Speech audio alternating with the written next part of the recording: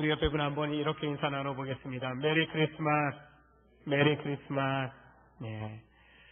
요즘은 음원 이런 캐롤송들이 어떤 비용 지불 때문에 곳곳에서 힘차게 울려 나오는 것을 듣기가 힘든 그런 세대가 되어버리고 말았는데, 우리라도 기쁜 성탄의 계절, 기쁜 정말 감동을 우리의 가족과 이웃들에게 전하는 삶을 좀 사셨으면 좋겠습니다. 여러분, 그 초등학교, 국민학교 또 학창 시절에 소풍을 가게 되면은 꼭 하는 게임 중에 하나가 뭡니까? 보물찾기. 보물찾기 여러분 재미나게 해보셨던 기억이 있을 겁니다. 매년 우리가 10월 둘째 주일에 등산대회를 합니다. 교회 설립 주일을 맞이하여서 오후 예배 마치고 등산을 하고 또 여러 가지 게임을 하는 가운데 마지막 등산대회 하이라이트는 보물찾기입니다. 보물찾기. 보물을 숨기는 이 행사를 준비하는 스태프들을 보게 되면은 찾을 수 없는 곳에 숨기려고 하기도 하지만 결국에는 숨길 곳이 뻔하게 정해져 있고 저기 있을 거야 예상되는 곳에 꼭 숨겨서 보물은 찾아낼 수 있도록 그렇게 하는 것을 보게 됩니다. 정말 그런 마음을 잘 예측하고 잘 찾아내는 분들이 계셔요. 근데 상품은 꼭 우리는 한 사람에 하나만 주고 2개, 3개 찾은 분을 좀 나누도록 그렇게 합니다. 그래서 우리 청소년들이 잘 찾아요. 그래서 찾아서 할머니 드리고 할아버지 드리고 어르신들을 이렇게 섬기는 또 기특한 모습을 볼 때가 있는데요. 참 잘 찾아내는 사람들 보면 대단해요. 학창 시절에도 나는 못 찾는데 그 돌밭에서 어떻게 그렇게 보물 이렇게 도장에 찍힌 종이를 잘 찾아내는지 참 대단하다라는 생각을 하게 되는데요. 그런데 어떤 사람보다도 숨겨진 보물을 잘 찾아내는 분이 계십니다. 그분이 바로 우리 하나님이십니다. 창세기 3장에 보면 죄짓고 하나님의 얼굴을 피해서 숨어있던 아담과 하와를 하나님께서 찾으십니다. 아담아, 아담아, 내가 어디 있냐? 죄짓고 숨어있는 아담의 이름을 부르십니다. 그리고 찾아내어서 죄짓고 하나님을 향하여 관계를 깨뜨려버린 그를 향하여 구원을 위한 약속을 주시고 관계의 회복을 위한 노력을 시작하시는 것을 보게 됩니다. 출애굽기 2장에 보면 애굽인을 쳐 죽이고 히브리인을 괴롭힌다고, 내 동족을 괴롭힌다고 가만히 아무도 보는 사람 없을 때 쳐서 죽이고 결국에는 발각되어서 살인자로 도망자가 되어서 그가 미디안 광야로 도망하여 버린 그런 모세에 대한 이야기가 나옵니다. 광야에서 한 40년 동안 시간을 보냅니다. 화려한 왕궁 생활 뒤로하고 미디안 광야에서 정말 양치고 소치는 목동이 되어서 40년의 세월을 보내게 됩니다. 팔순 노인이 되었을 때 그때 그 광야 가운데 하나님이 모세를 찾아오십니다. 살인을 저지르고 도망하여서 숨어 있었던 모세를 찾아내신 겁니다. 그리고 택한 백성 이스라엘을 노예의 땅, 노예살이에서 구원해내는 그런 영적인 지도자의 사명을 모세에게 주시는 것을 보게 됩니다. 사무엘상 16장에는 하나님의 마음에 합한 자 다윗에 대한 이야기가 나옵니다. 하나님의 선지자였던 사무엘에게 하나님은 기름을 채워서 뿔에 기름을 채워서 유대 땅 베들레헴으로 가게 합니다. 그리고 이세의 아들들을 한 사람 한 사람 면접을 봅니다. 그런데 하나님은 이 사람도 아니고 이 사람도 아니고 모든 이세의 아들들 다 지나갔지만 그 중에 하나님 택한 자가 없음을 이야기합니다. 외모를 보고 사람을 취하려고 했지만 하나님은 사무엘 선지자에게 나는 중심을 본다라고 말씀하시면서 아직도 하나님 택한 자가 그곳에 오지 않았음을 말씀해 줍니다. 결국 아무도 관심을 두지 않았던 집안에서 별 볼 일 없었던 그 막내 다윗을 불러오게 되고 그가 등장했을 때 기름을 붓고 사울 왕을 잇는 이스라엘의 두 번째 왕이 세워지게 되는 것을 보게 됩니다. 하나님의 마음에 합한 자라 일컬음을 받았던 다윗, 사람들의 눈에는 띄지 않습니다. 별 볼일 없어요. 그러나 그의 시작은 미하겠지만은 기름 부음을 받고 하나님의 함께 하시는 놀라운 은혜를 평생토록 그가 살게 되는 것을 보게 됩니다. 숨겨두고 숨어있는 그런 사람들을 찾아내어서 하나님 나라의 존귀한 일꾼으로 세우시는 것을 보게 됩니다. 하나님께서는 지구촌 곳곳에 수많은 나라들이 있고 그 가운데 대한민국 곳곳에 숨어있던 여러분들을 찾아내어서 하나님의 자녀로 하나님의 백성으로 삼아주신 줄로 믿으시길 바랍니다. 옆에 분 한번 고백해 보겠습니다. 눈을 한번 쳐다보시고 이렇게 고백합니다. 당신은 수많은 사람 중에서 하나님께서 찾아내신 사람입니다. 이렇게 고백합니다. 그런 당신을 만나게 되어 영광입니다. 하나님이 찾아내시고 하나님이 기뻐하시는 사람이 내 곁에 있다는 것은 영광인 거죠. 하나님 택하시고 부르신 사람을 우리는 자연스럽게 함부로 대해서는 안 되고 존귀하게 여겨야 합니다. 하나님이 귀하게 여기니까요. 하나님께서 존귀하게 여기시는 성도 서로를 존귀하게 또 여기고 대접하는 여러분과 제가 되기를 주의 이름으로 축원합니다. 왜 이렇게 하나님께서 하나님의 역사에 사용하실 사람들을 찾아내십니까? 진흙 속에서 보석을 캐내는 광부와 같이 하나님이 사람들을 찾아내십니다. 우리 한 사람 한 사람을 하나님은 보석처럼 보물처럼 여겨주십니다. 이사야 43장 1절을 보면 택한 백성을 지으시고 창조하신 하나님께서 그들을 향하여 내가 너를 구속하였고 내가 너를 구원하였고 내가 너를 지명하여 콕 찍어서 넌 내 거야 이렇게 지명해서 불렀나니 너는 내 것이라. 43장 4절에 가면요 내가 내 눈에 보배롭고 우리 한 사람 한 사람이요 우리 자신이 하나님의 눈에 보배롭고 존귀하며 하나님께서 우리를 사랑하셨다라고 말씀을 합니다. 이 보배롭다라는 히브리어 야카르라는 말인데요. 귀중히 여기다 가치가 있다라는 그런 의미가 있습니다. 다른 것과 비교할 수 없는 큰 가치가 있다라는 말을 의미가 있어서 그런 표현을 할 때 이 단어를 사용합니다. 큰 가치가 있다고 할 수 있을까? 이스라엘 백성이? 이사야서는 멸망에 대한 이야기고 심판에 대한 이야기입니다. 그리고 43장에 와서는 그 멸망당하고 포로로 끌려갔던 그 남은 자들을 다시 구원하실 것에 대한 약속을 주시는 말씀이거든요. 결코 큰 가치 있어서 뭔가 하나님이 대가를 치르고 그리고 다시 그들을 세울 만한 그런 준비가 안 되어 있는 그런 가치가 없는 이스라엘 백성입니다. 근데 하나님께서 그들을 가치 있다, 소중하다 그렇게 여겨주시고 있는 것입니다. 전능하신 하나님의 사랑받은 사람은 진정한 가치와 존귀함을 얻은 사람이라고 말할 수 있습니다.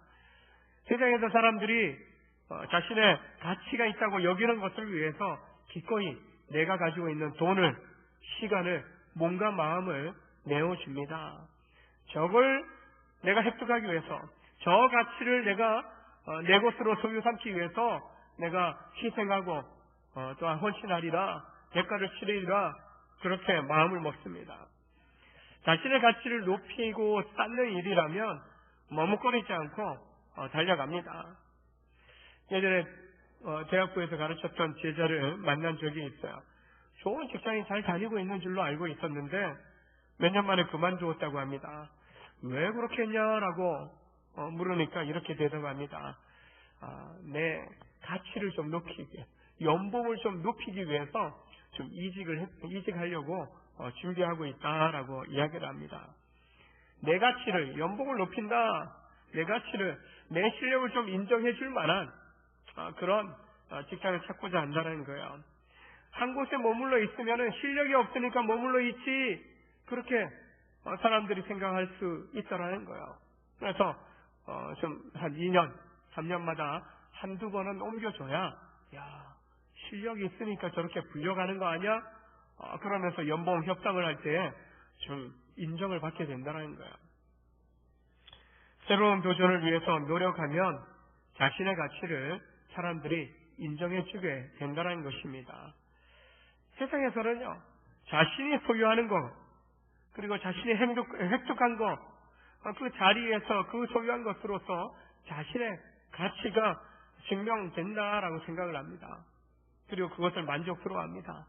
근데 우리가 성취하는, 그리고 우리가 또 차지하게 되는 그런 자리에서의 만족함은요, 기쁨은 오래가지 않아요. 내가 그 자리에 올랐다고 해서 영원한 기쁨, 영원히 그 자리에 있을 수 있는 것도 아니에요.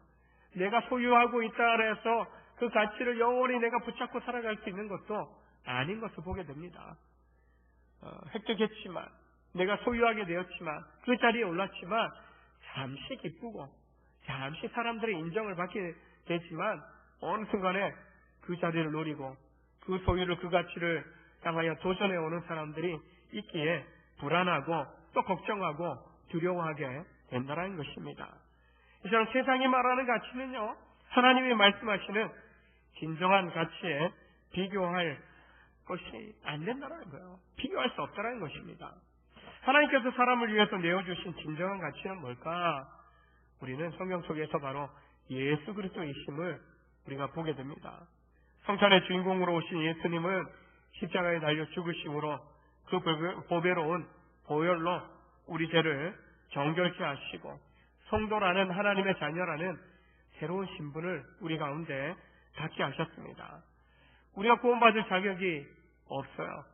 사랑받을 만한 일을 행한 것도 아님에도 불구하고 하나님은 독생자 아들을 계속 제물로 우리를 위해서 내어 주신 것입니다.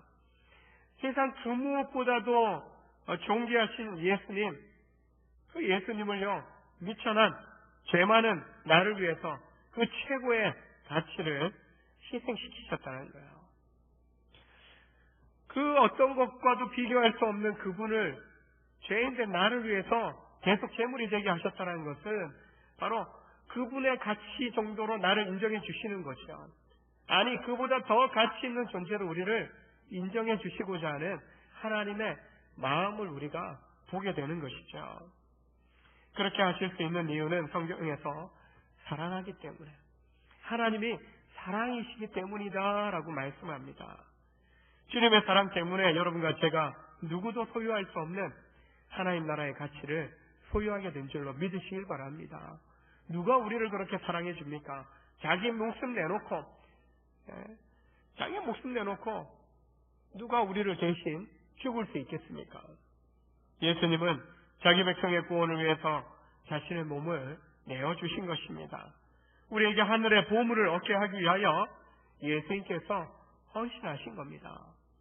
죽기는 예수님이 죽으셨는데 구원 얻고 영생 얻고 하늘 보물을 소유한 것은 바로 우리가 된 것이죠. 하늘의 보물을 얻기 위해서 여러분은 무엇을 하고 계십니까? 존 버년이라는 사람이 기록한 철로 역정이라는 책에서는 하늘의 보물보다 이 땅의 쓰레기 같은 것에 집착하는 그런 사람에 대해서 언급을 합니다. 이 땅의 것에 빠져 사는 사람은 어리석은 사람으로 비유하면서 오물을, 쓰레기를 뒤지는 사람이다, 그렇게 비유적으로 이야기를 합니다. 여러분 어떻습니까? 하늘의 보물을 찾고 계십니까? 아니면은 이 세상 쓰레기장에서 오물을 뒤지는 그런 인생을 살고 계신 겁니까? 이 세상의 보물을 찾는 데는, 세상의 것을 찾는 데는 참 빠르는데 하늘의 보물을 찾는 데는, 붙잡는 데는 참 느린, 더딘 그런 삶을 살아가는 우리의 모습이 있지는 않습니까? 아직도 하늘의 보물을 발견하지 못하고 내 소유로 삼지 못한 그런 분이 있다면 이 연말에 성찬의 주인공으로 오신 주님을 통해서 하늘의 보물로 주신 그 구원의 은혜를 여러분이 붙잡고 또 만나실 수 있기를 주의 이름으로 축원합니다. 예수 안에서 거듭난 성도는요, 예수님의 십자가에 달리시는 그 헌신을 통해서 하늘의 보물, 즉 구원을 얻은 사람이다라고 말할 수 있습니다. 하늘의 보물을 경험한 성도는, 소유한 성도는 다른 그 어떤 것도 가치 있게 다가오지 않아요. 예? 최고의 가치를 소유한 사람인데 세상의 그 무엇이 우리의 마음을 사로잡을 수 있겠습니까? 오히려 소유하게 된 하늘의 보물을 지키고 더 얻고자 힘쓰는 삶을 우리는 살아가야 하는 것입니다. 그런데 세상 속에서 살아가는 성도로서 우리는 이런 시험에 직면합니다. 오늘 본문 29절에 보면 너희는 무엇을 먹을까 무엇을 마실까 하여 구하지 말며 근심하지도 말라라고 말씀합니다. 먹고 사는 문제, 이 소유에 대한 뭔가 좀 세상의 인정에 대한 그런 갈망함이 있다 보니까 계속해서 그 세상의 가치를 쫓아 살아가게 된다는 것이죠. 이 말씀을 주신 것은 세상의 가치에 매여갖고 그것만을 추구하는 삶을 살지 말라, 그것을 구하지 말라, 그것만을 추구하지 말라는 겁니다. 필요해요. 먹고 마셔야 되죠. 입어야 되죠. 예? 집이 있어서 주거지가 있어서 따뜻하게 이 겨울을 또 날 수 있어야 됩니다. 근데 그게 전부가 아니라는 거예요. 그 가치만을 추구하지 마라. 또한 세상적 가치나 물질에 대해 지나친 걱정과 불안하는 마음에 빠지지 말라. 채워지지 않으면, 일이 풀리지 않으면 두려워요. 근심하고 걱정하게 돼요. 그것에 매여갖고 너무 근심하고 걱정하고 거기에 인생이 처참하게 무너지는 거 옳지 않다라고 말씀하는 것입니다. 하늘의 보물을 소유한 성도로서 이 땅에 걷조차 하나님께서 공급해 주신다라는 믿음을 가지고 좀 맡기는 삶을 살아가야 한다라고 말씀하는 것입니다. 세상의 가치에 지나치게 관심을 두다 보면 어느 순간 우리의 마음에서, 우리의 시선에서 주님이 떠나시는 거죠. 주님이 떠나신다기보다도 내가 주님께 나아가지 않는 거죠. 너무 세상에만 몰입하다 보면 아무도 보이지 않아요. 주님도 보이지 않아요. 주님을 등지고 세상을 향해만 가고 있는 우리의 발걸음을 보게 되는 것이죠. 이처럼 세상의 가치에 지나치게 관심 두기보다 영적인 가치에 더 관심 둘 것을 말씀하고 있는 것입니다. 하나님 보시기에 만약 영적인 것에 소홀하고 세상에만 몰입하여 살아가는 그런 사람에 대해서 하나님 보시기에 그 사람은 어리석은 사람이 될 수 있음을 경고하고 있는 것입니다. 하나님을 우리가 좀 제대로 알아야 되는데 30절의 말씀을 보게 되면은 너희 아버지께서는 이 모든 것이 너희에게 있어야 할 것을 아신다. 우리의 하늘 아버지께서는 우리에 대해서, 우리의 필요에 대해서 아신다라고 말씀합니다. 특별히 하나님께서 아버지로서 특별히 그의 자녀된 우리의 필요에 대해서 아시고 부정함 없이 채워주시는 분이시다라고 말씀합니다. 우리 부모님들이시잖아요. 자녀들이 무엇이 필요한지, 학교 생활 가운데 무엇이 필요한지, 용돈이 필요한지, 책을 사봐야 되는지, 여러 필요에 대해서 알죠. 그래서 채워줍니다. 채워주는 그런 역할들을 부모가 하지 않습니까? 마찬가지로 우리 하늘 아버지께서도 하나님의 자녀된 우리의 필요를 아신다라는 것입니다. 그리고 그 필요를 부족함 없이 채워주시는 아버지시다라고 소개하고 있는 것입니다. 한 치 앞도 내다볼 수 없는 우리의 연약함, 내일 일에 대해서 우리는 아무도 알 수 없는 겁니다.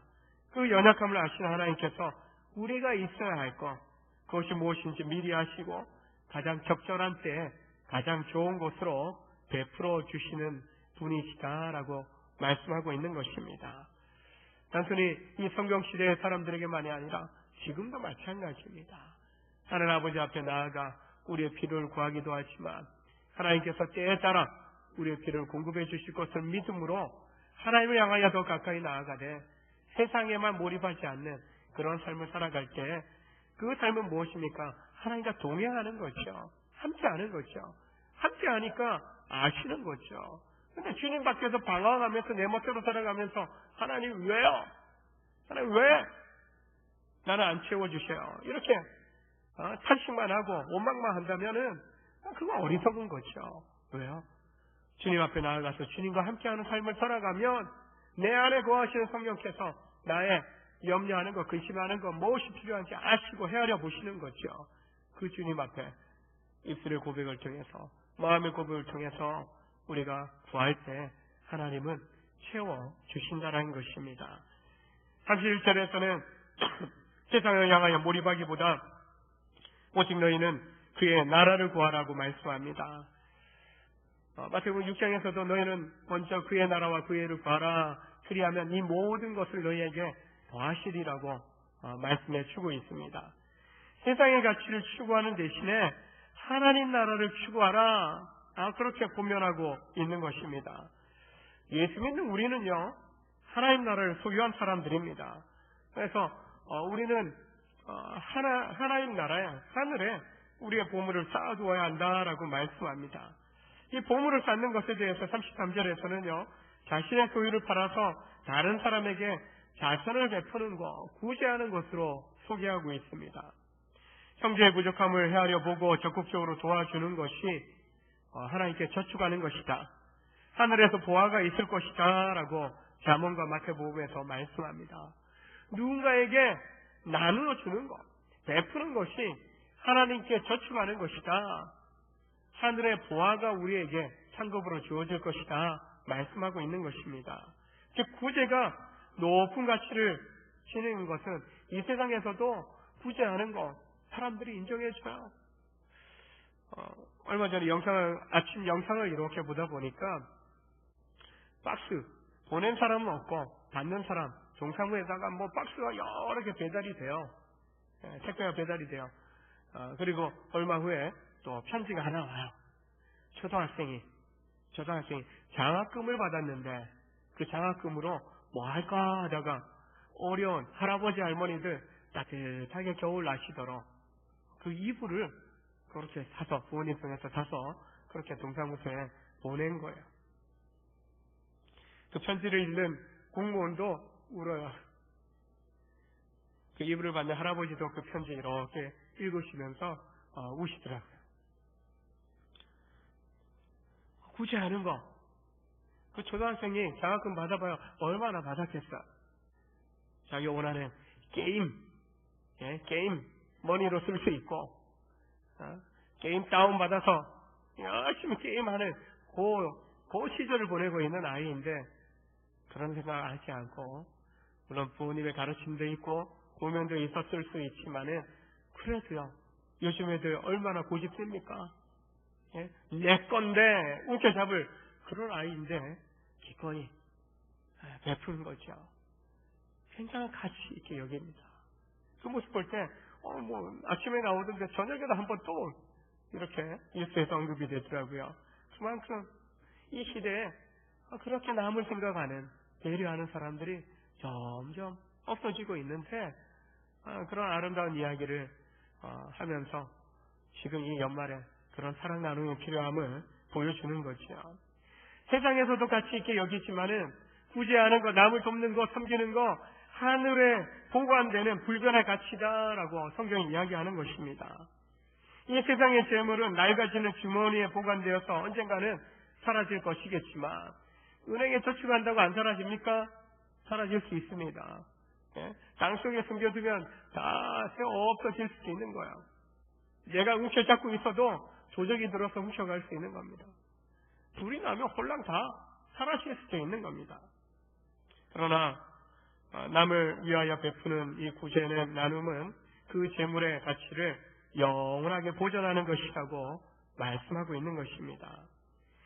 오늘 34절과 마태복음 6장 20절에도 공통적으로 이렇게 말씀합니다. 너희 보물 있는 곳에는 너희 마음도 있으리라. 재물이라는 것이 사람의 마음을 쫙 끌어당기는 힘이 있어요. 돈 되는 곳으로 직장을 잡아가고 뭔가 돈 되는 일을 향해서 사람들이 발길을 옮기지 않습니까? 황금을 보기를 돌같이 하라. 옛 벽원처럼 황금, 재물 보면은 자연스럽게 마음이 끌려가는 거예요. 사람이 재물에 마음이 끌리게 되는 것은요, 당연한 이치죠. 왜냐하면 삶에 필요한 것이 다 돈이에요. 돈이 있어야 일상의 삶들을 편리하게 우리가 살아갈 수 있는 것이죠. 그러다 보니까 살아가는데 중요한 이 요소가 재물, 돈인데 이 돈을 다른 사람을 위해서 사용한다는 것은요, 쉽지 않아요. 나에게도 필요하고 나에게도 소중한 재물이기 때문에 다른 사람을 위해서 내 것을 희생하고 헌신해야 되는 것이기 때문에 쉬운 일은 아니라는 것입니다. 영생을 얻기 위해서 예수님을 찾아왔던 한 청년이 있습니다.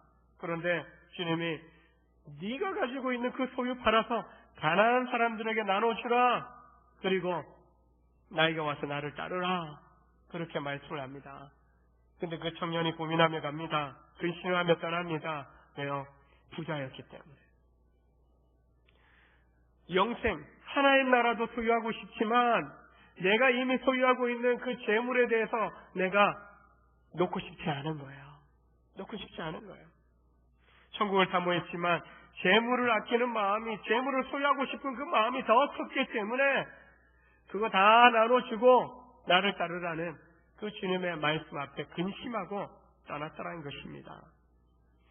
재물에 대한 욕심을, 집착하는 마음을 버릴 수 있어야 천국을 사모하는 이 마음을 우리가 지켜갈 수 있는 것입니다.